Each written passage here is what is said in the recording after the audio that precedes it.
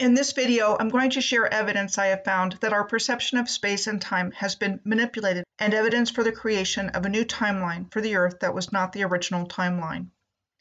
I'm going to start this video with information on how concepts of space and time were viewed in the past versus how they changed moving into the present day, then cover the subject of chronology and what it is exactly, and then move into my speculation as to how the New World Order timeline was created from the original positive timeline of humanity and the Earth.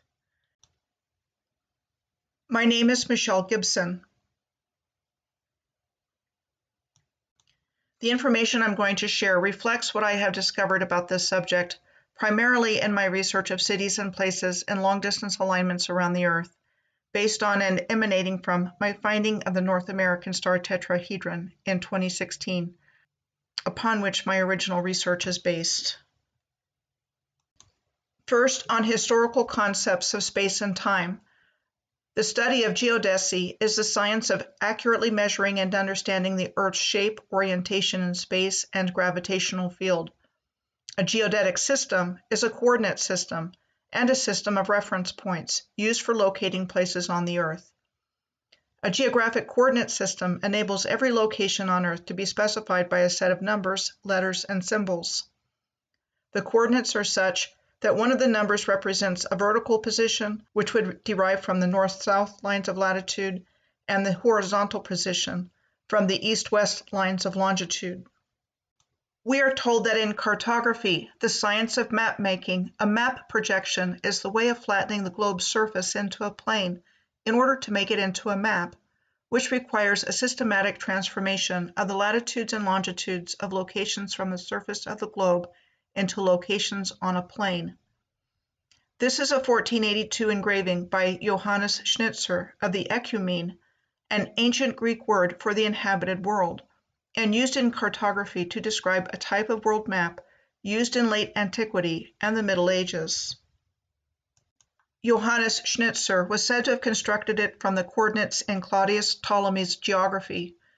Ptolemy's geography was an atlas and treatise of geography from 150 AD, said to compile the geographical knowledge of the 2nd century Roman Empire and a revision of the now lost Atlas of Marinus of Tyre, a Phoenician cartographer and mathematician who is said to have founded mathematical geography and who introduced improvements to the construction of maps and developed a system of nautical charts. Longitude fixes the location of a place on Earth east or west of a north-south zero line of longitude called the prime meridian, given as an angular measurement that ranges from 0 degrees at the prime meridian to plus 180 degrees westward and minus 180 degrees eastward. Sir George Biddell Airy, an English mathematician and astronomer, was the 7th Astronomer Royal from 1835 to 1881.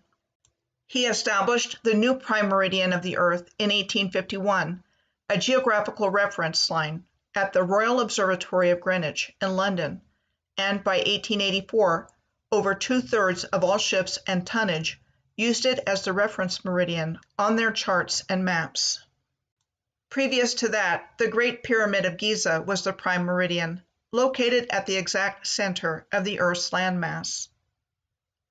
Carl Munk deciphers a shared mathematical code in his book, The Code, related to the Great Pyramid, in the dimensions of the architecture of sacred sites all over the Earth, one which encodes longitude and latitude of each that cross-reference other sites.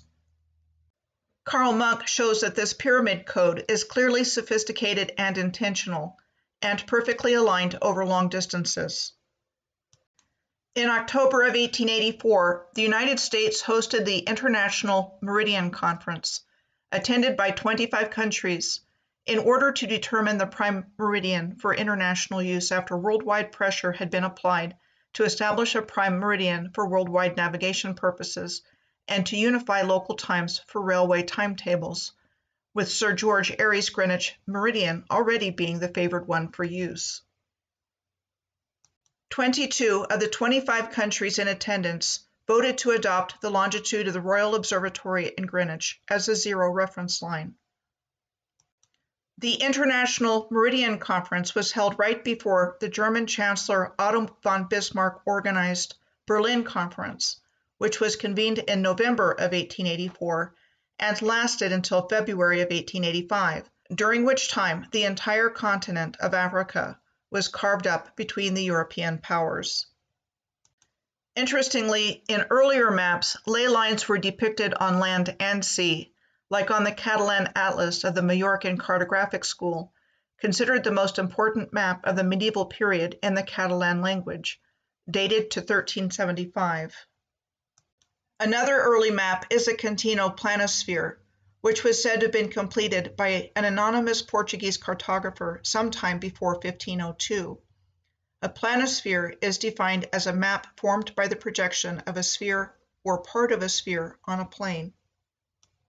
In addition to what I've shared thus far, the following examples are why I think there was a deliberate manipulation of how we viewed the Earth and our perception of space and time in the 1500s. It would seem that the Earth's ley lines started to disappear from maps in the 1500s, when Gerardus Mercator, a Flemish geographer, cartographer, and cosmographer, published a world map in 1569 that is considered to be the first where sailing courses on the sphere were mapped to the plane map, allowing for a correction of the chart to be more useful for sailors. His 1569 map showed the depiction of straight ley lines in the seas, but not on land and sea, as were present on the flat projections of the Contino planisphere and the Catalan Atlas. Here's a close-up section of the 1569 map showing the depiction of straight ley lines in the seas, but not on land and sea, as were present in the flat projections of the Contino planisphere and the Catalan Atlas.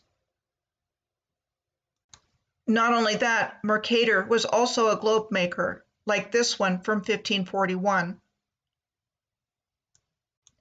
This is the cover of Mercator's 1578 publication of Tabulae Geographicae, along with the globe, and Ptolemy said to be depicted on the left, and Marinus of Tyre on the right. Notice the difference between the lines on the globe at the top of the engraving and the globe at the bottom, and while Ptolemy is pointing down to the globe at the bottom,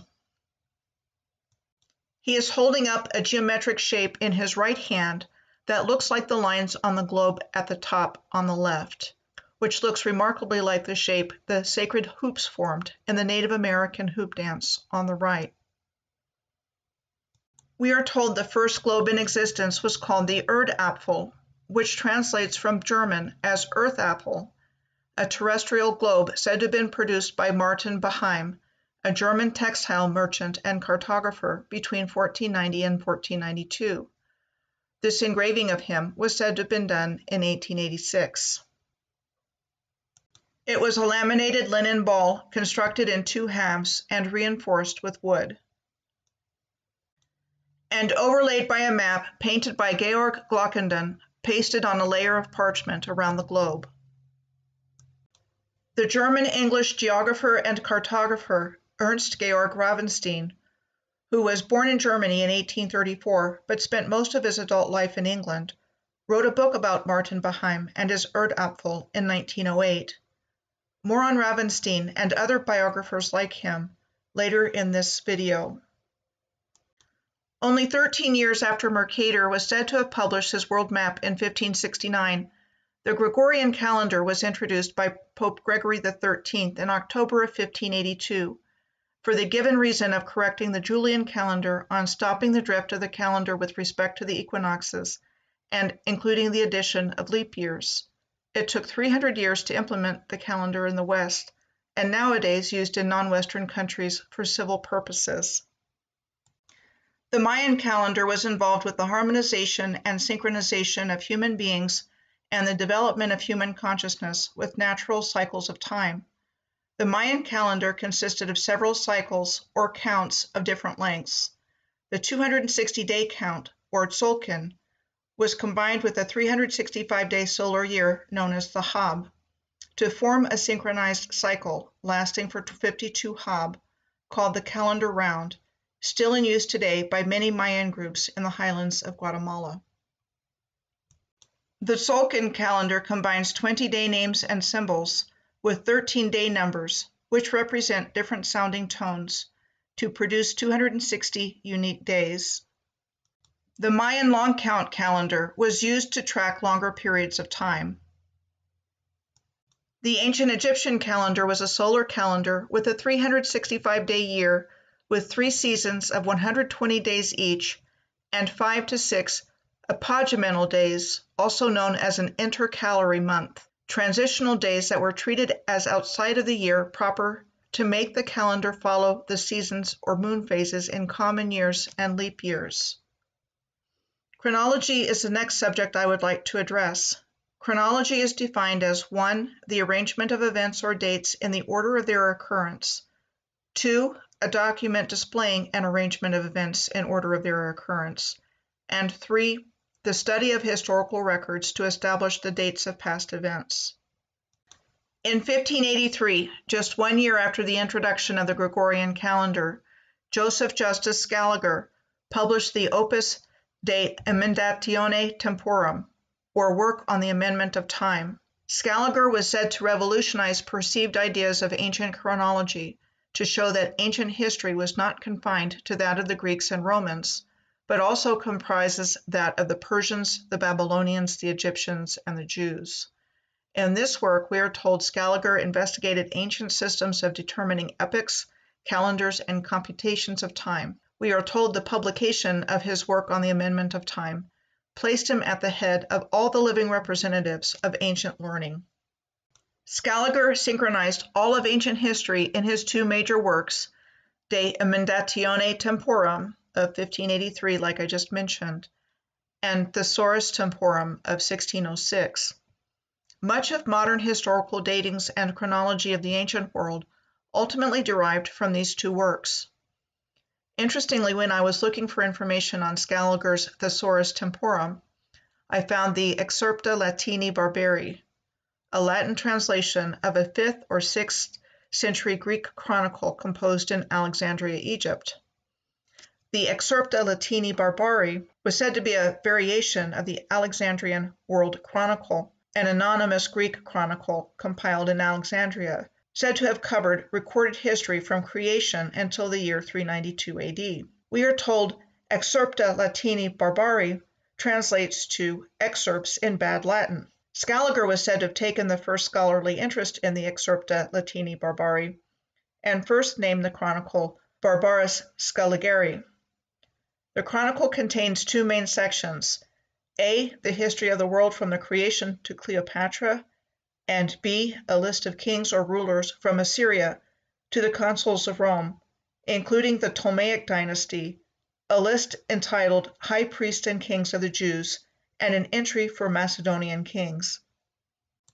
Here's the problem I have with this translation of Excerpta Latini Barbari. Barbaria, or Barbary, was the name given to a vast region stretching from the Nile River Delta across northern Africa, which would have included Alexandria, Egypt, and the location of ancient Carthage in present-day Tunis, Tunisia, to the Canary Islands.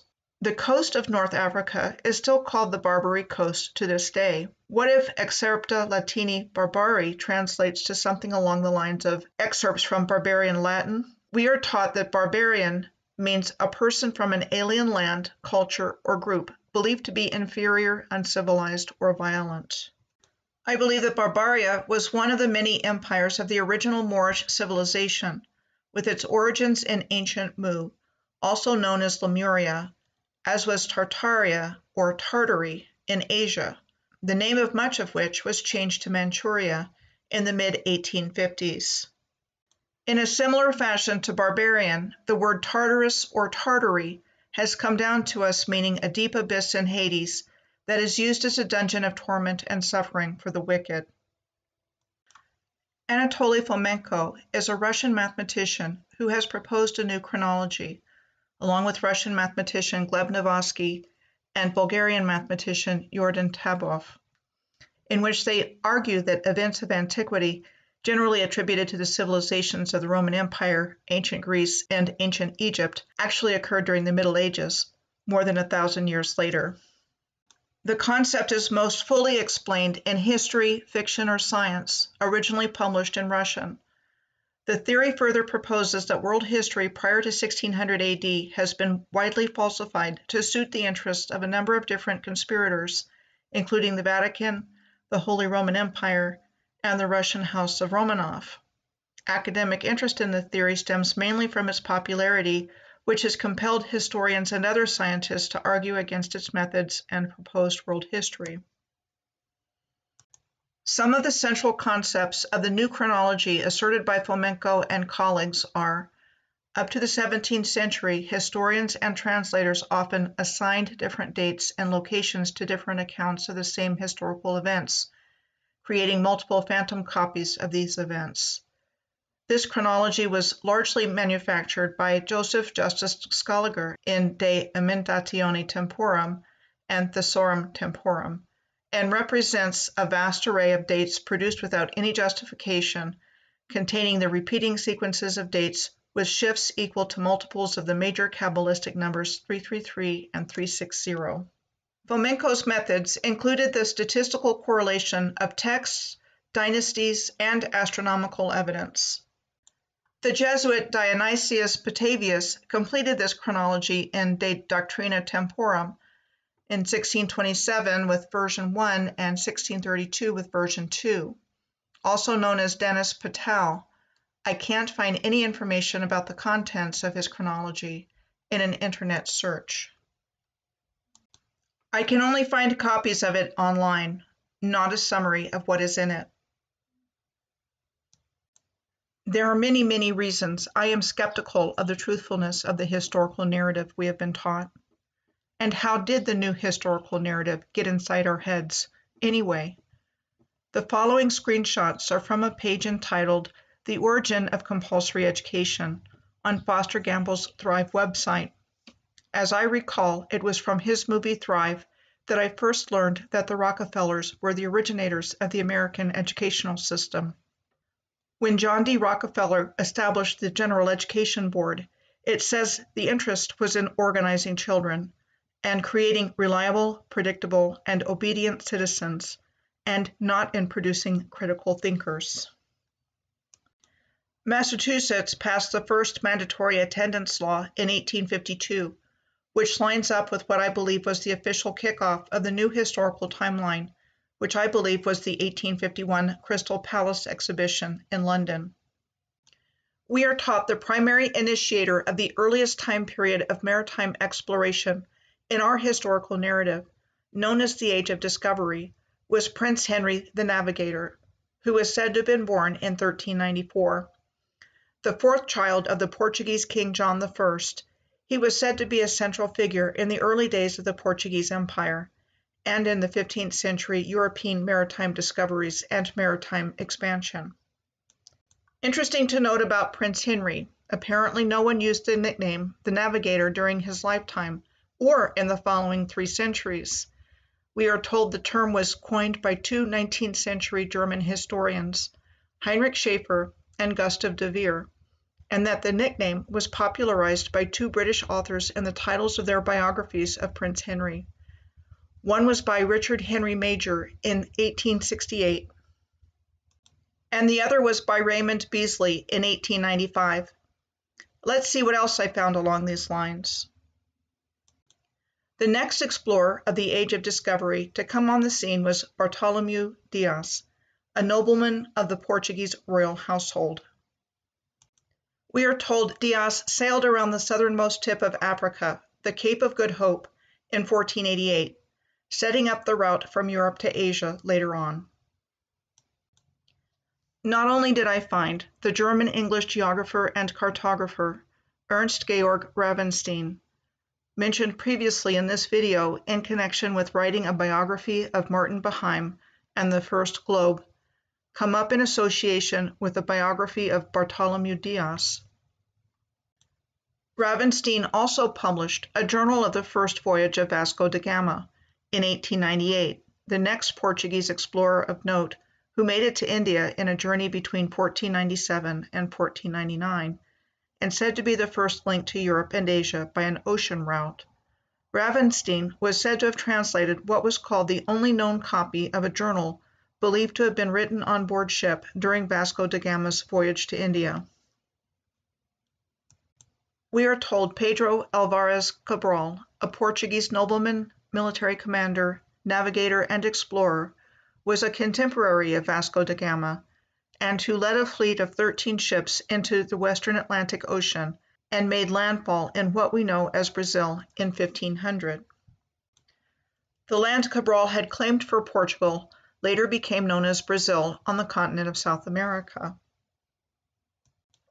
Interestingly, Pedro Alvarez Cabral apparently slipped into obscurity for 300 years, until the 1840s that is, when the Brazilian Emperor Dom Pedro II sponsored research and publications dealing with Cabral's life and expedition through the Brazilian Historical and Geographic Institute, which was founded in 1838, and part of the emperor's plan to foster and strengthen a sense of nationalism among Brazil's diverse citizenry. Ferdinand Magellan was a Portuguese explorer who organized the Spanish expedition, which started in 1519 and ended in 1522, to the Spanish East Indies, a fleet known as the Armada de Molucca, to reach the Spice Islands, and said to have resulted in the first circumnavigation of the earth. I found a biography about Magellan written by an Austrian novelist, playwright, journalist, and biographer named Stefan Zweig, who was born in Vienna in 1881 and died, along with his wife, in Petrópolis, Brazil in 1942 of barbiturate overdoses. Petrópolis, where Stefan Zweig died, was the name of a German colonized mountain town 42 miles or 68 kilometers north of Rio de Janeiro. Called the Imperial City, the Emperor Pedro II, who was responsible for reviving the memory of Pedro Alvarez Cabral, was said to have issued an imperial decree ordering the construction of a settlement to be formed with the arrival of German immigrants, as well as for the construction of his summer palace there, with the cornerstone said to have been laid in 1845 and that it was built by 1847. Other notable explorers from the first age of discovery include Giovanni da Verrazzano, said to be a Florentine explorer in the service of the French King Francis I, and being credited as the first European to explore the Atlantic coast of North America between Florida and New Brunswick between 1523 and 1524. We are told that the book Verrazzano's Voyage Along the Atlantic Coast of North America, 1524, was reproduced from an original artifact that was written by Giovanni da Verrazzano himself. It was published in 1916, with an introduction by Edward Hageman Hall, a New York State historian who was born in 1858 and died in 1936. Edward Hageman Hall also published a book about Jamestown, Virginia, in 1902. Henry Hudson was said to have been an English navigator and explorer during the early 17th century, best known for his explorations of parts of the northeastern United States and Canada. Between 1607 and 1611, he was engaged by various trading companies to sail to the far north to find another way to Asia via either the Northeast Passage or Northwest Passage. Hudson met his death in the James Bay region of the Hudson Bay when his crew mutinied and sent him, his son, and 7 crew members adrift in a small boat with limited supplies. Did Henry Hudson happen to have anything published about him in the late 19th century, early 20th century? Well, I found this 1909 publication about Henry Hudson by Thomas Allibone Janvier, described as an American story writer and historian who was born in 1849 and died in 1913. I do wonder if the relatively modern biographies of these explorers, with little or no information available about them until the late 19th century to the early 20th century, are indicative of some kind of backfilling of the historical narrative for the new modern chronology by those responsible for what I believe was the hijack of the original positive timeline. In another biographical example, information jumped out at me when I saw the front page of a publication about the life of Jan Amos Kominski, also known to history as Comenius, a Czech who was credited with introducing and dominating the whole modern movement in the field of elementary and secondary education. That took me down the path of directly investigating how this new timeline could have been constructed. The publication is in commemoration of the 350th anniversary of Comenius's birthday and was published in Chicago in 1942. These 2 pieces of information brought up several main issues for me. The first has to do with world fairs, expositions, and exhibitions, which were held, we are told, in commemoration of specific events in history, so the same device was used with this publication of Comenius's biography. The birth date that has come down to us for Comenius was March 28th of 1592, 100 years after Columbus set sail for the New World. The World's Columbian Exhibition, also known as the Chicago World's Fair, was said to have been held in 1893 to celebrate the 400th anniversary of Christopher Columbus's arrival in the New World in 1492, and said to have been designed by many prominent architects of the day. And, as is typical of what we are told about the massive architecture said to have been built as temporary structures, after the World's Columbian Exposition ended, all of the structures built for the exhibition were destroyed, except for the Palace of Fine Arts, now Chicago's Museum of Science and Industry. The Statue of the Republic in Jackson Park today is described as a gilded and smaller replica of the statue of the 1893 exposition. The original statue of the exposition was said to have been destroyed by fire, and the new statue, sculpted by the same artist and erected in 1918 to commemorate both the 25th anniversary of the World's Columbian Exposition and the centennial anniversary of the statehood of Illinois. There are a couple of more points about these World Fairs, exhibitions, and expositions. One is that starting in the late 1800s, early 1900s, they became the location for what were known as infantoriums, sideshow attractions displaying premature newborn babies in incubators, like at the 1905 Lewis and Clark Exposition in Portland, Oregon. Infantoriums like these were said to have been the main source of health care for premature babies for about 40 years.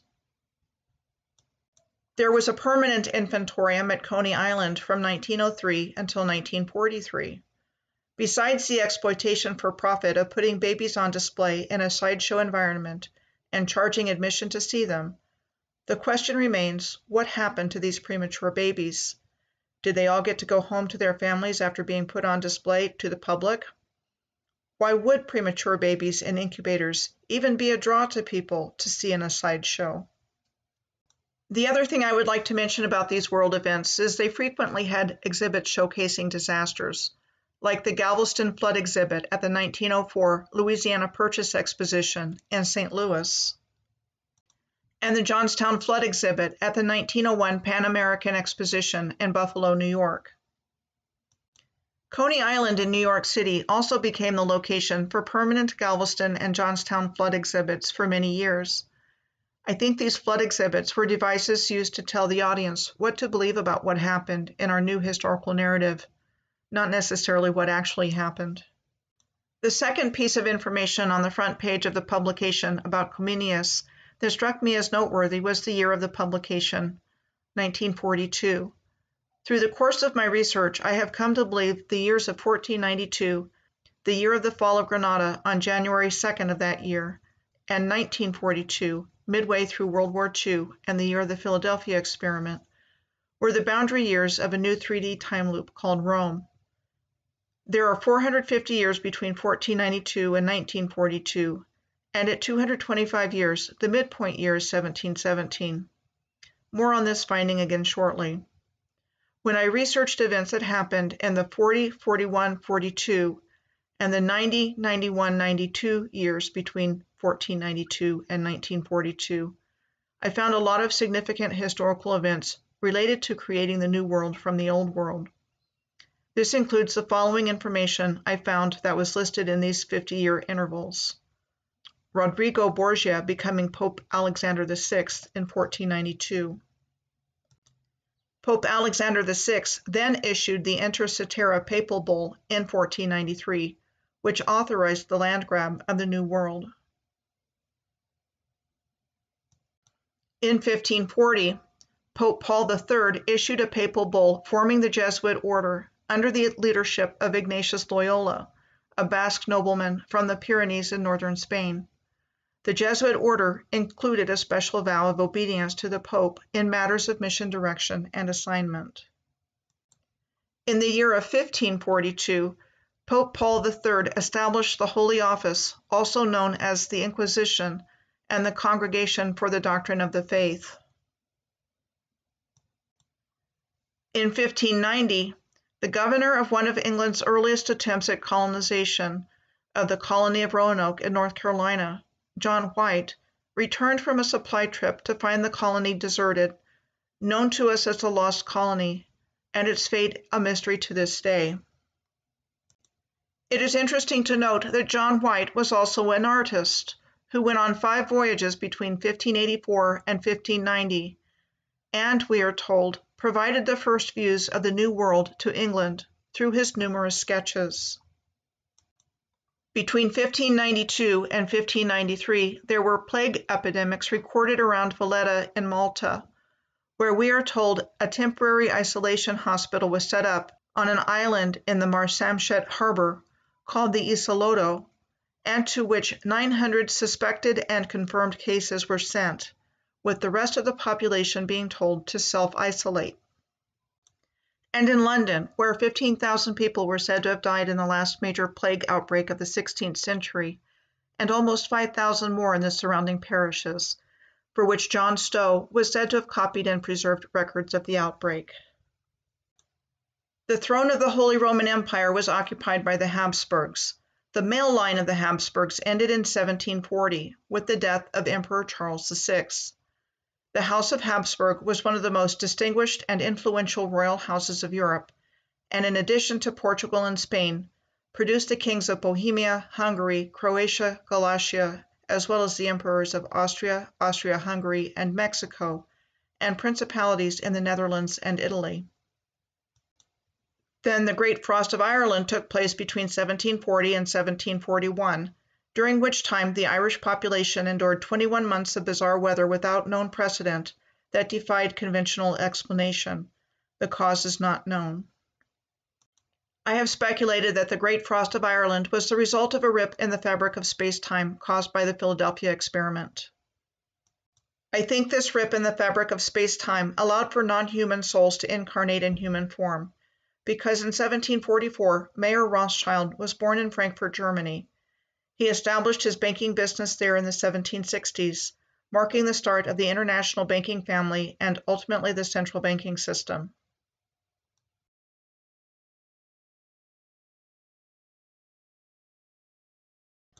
Then on February 6th of 1748, Adam Weishaupt was born in Ingolstadt, Bavaria, Germany.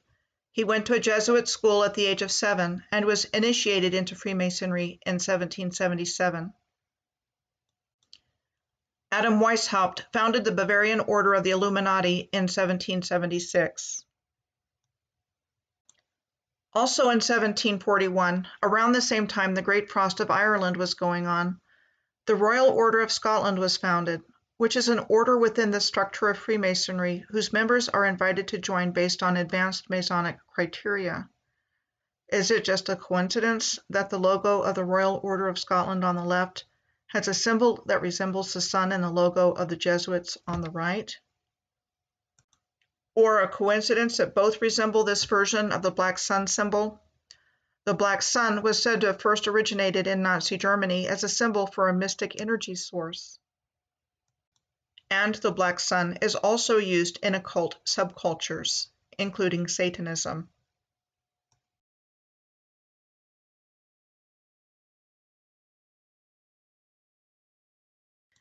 Next, in 1790, President George Washington gave the first State of the Union address in New York City. The Supreme Court of the United States convened for the first time. The first United States Census was authorized in 1790. And the United States patent system was established, which I think was significant because it established the means by which others could claim the inventions of the previous civilization as their own.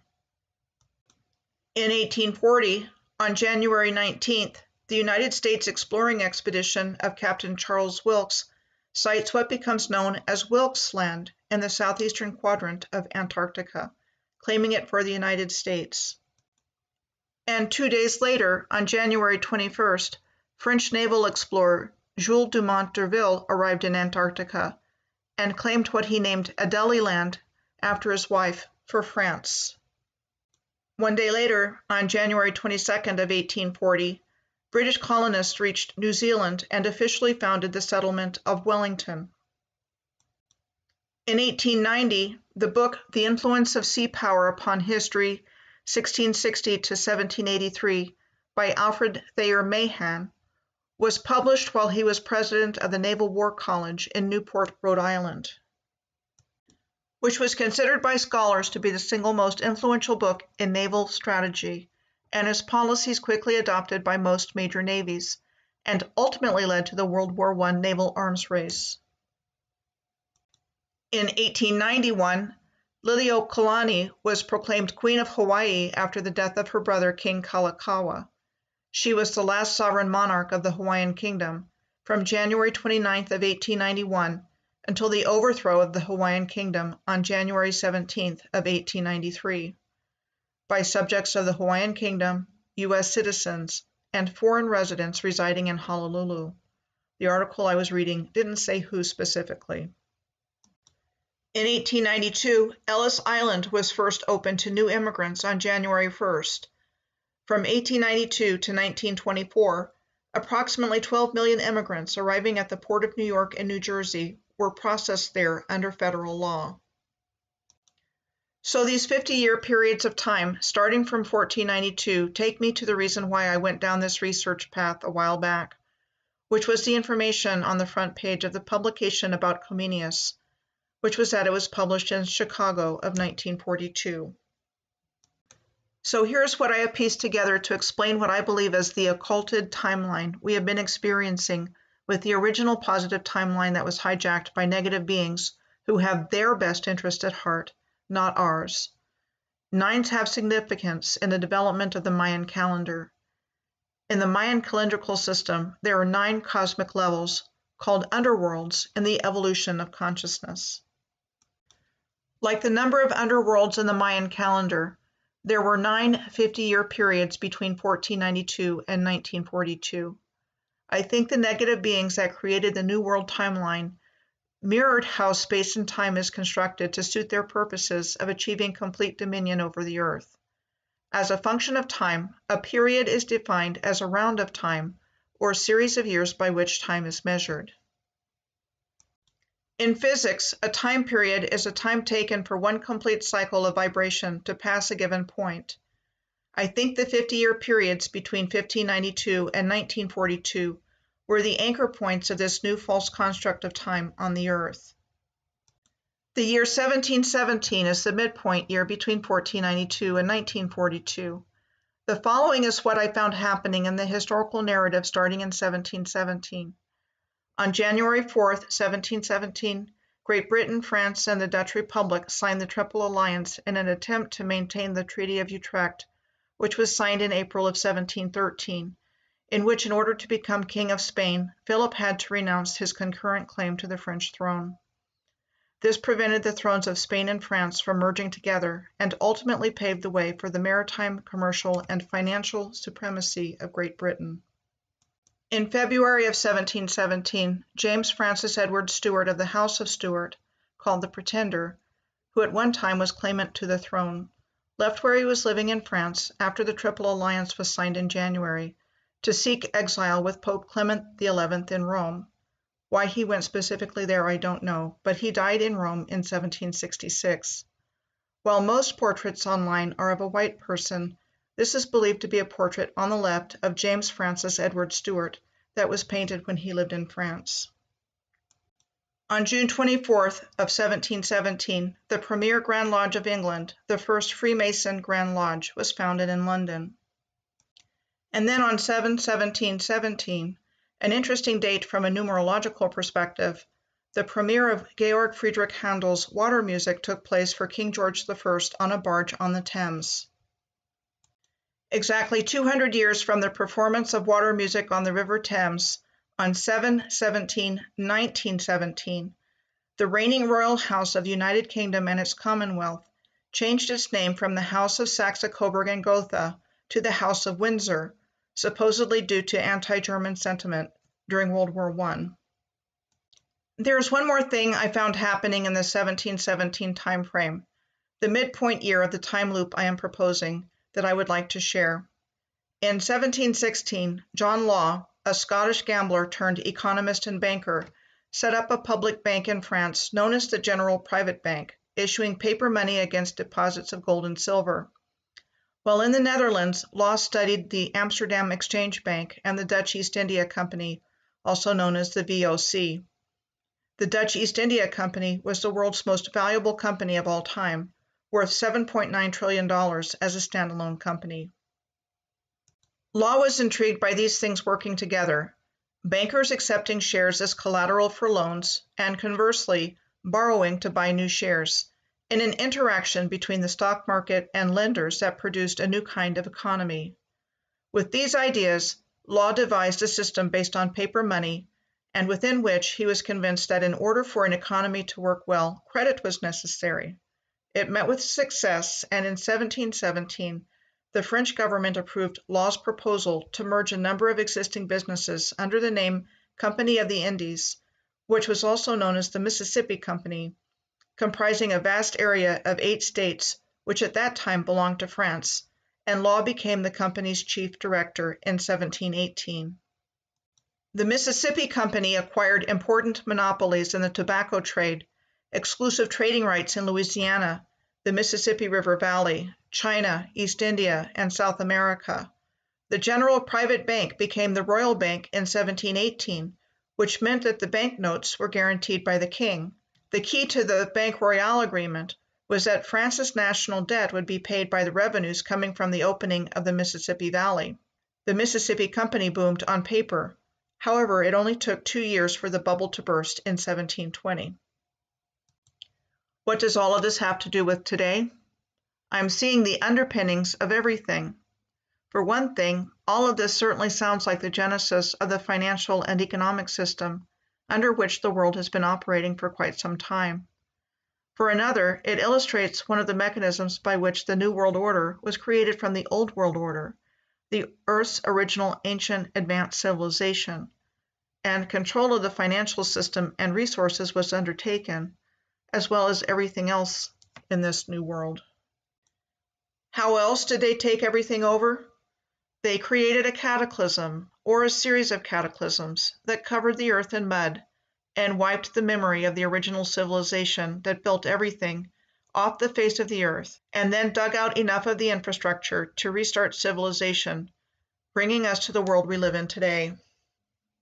Why? The beings behind this went through all of the trouble to do all of this because in a free will zone like Earth, the human beings who live here have to give their consent to choose whether to follow the light or the dark. The only way they can accomplish this acceptance, however, is by outright lies, deception, and duplicity, because if people knew the true agenda of these controllers, the majority of humanity would never ever accept this. The controllers of this world have tricked us into worshiping them and have kept our consent for this system by lying to us about their existence. They are evil beings who have committed unspeakable crimes against humanity and creation, and have deliberately manipulated the events and conditions in our world for their benefit and our detriment. What has taken place here is so crazy, it is hard to know exactly what they did to get us to this point in history. I am providing my best explanation for what has taken place here based on my research findings that are outlined in this video. Yet at this same point in history, many of us are asleep no more. And more are waking up all the time. Their day is over, with the Great Awakening taking place right now. It is now just a matter of time before they are completely done.